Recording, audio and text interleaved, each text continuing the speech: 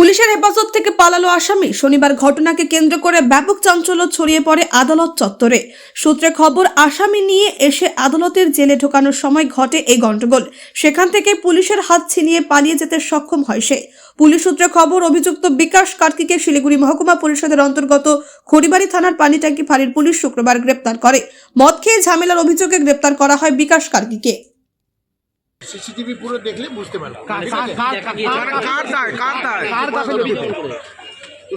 ইনকোয়ারিটা complete হোক তারপরে কিভাবে পালালো সেই তো বলছি, ইনকোয়ারিটা কমপ্লিট হোক তারপরে বলছি।